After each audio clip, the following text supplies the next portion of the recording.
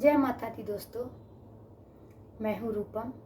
आप लोगों का मेरे रूपम रजनीश भक्ति शॉर्ट्स में स्वागत है। तो दोस्तों, नवरात्रि शुरू हो रहा है, तो हम इस वीडियो में ये जानेंगे कि माता रानी का आना इस साल शुभ है या अशुभ 2024 में। तो इसमें हम बहुत सारे चीज़ जानेंगे। माता रानी की सवारी क्या है, माता रानी किस पे आ रही हैं और किस दिन से नवरात्रा शुरू है और माता रानी का आना शुभ होगा या अशुभ। उसके बाद फिर और भी बहुत कुछ जानेंगे कि किस दिन पे नवरात्रि शुरू होने पे माता रानी का सवारी क्या होता है, ये हम आज आपको बताएंगे। तो चलिए फ्रेंड्स, हम आपको बताते हैं।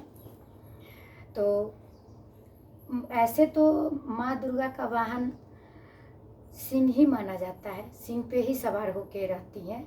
लेकिन नवरात्रि में माँ दुर्गा अलग अलग वाहन पे आती हैं, अलग अलग सवारी पे वो पृथ्वी पर आती हैं।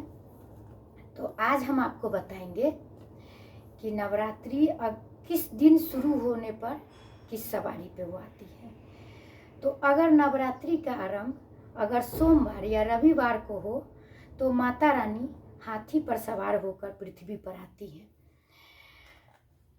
यदि नवरात्रि का आरंभ मंगलवार और शनिवार को हो तो माता रानी का आगमन घोड़े पर होता है, वो घोड़े पे सवार होके आती है। तो दिन देख लीजिए, अगर मंगलवार और शनिवार हो तो, अगर सोमवार या रविवार को नवरात्रि शुरू होती है तो माता रानी का सवारी हाथी होता है। अगर मंगलवार और शनिवार को नवरात्रि शुरू हो तो घोड़े का सवारी होता है।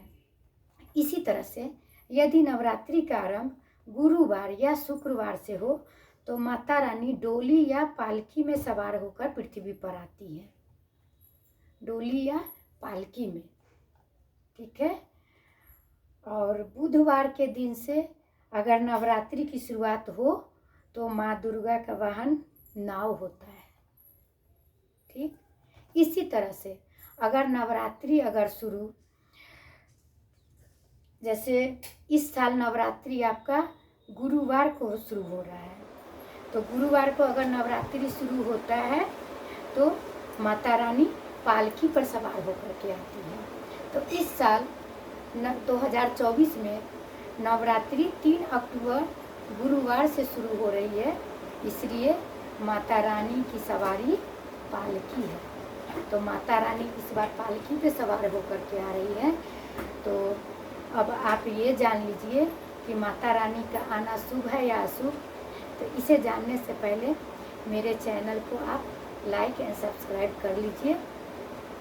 तो चलिए फ्रेंड्स, अब हम आपको बताते हैं कि माता रानी का इस बार आना अशुभ माना गया है, क्योंकि वो पालकी पे सवार होकर के आई है।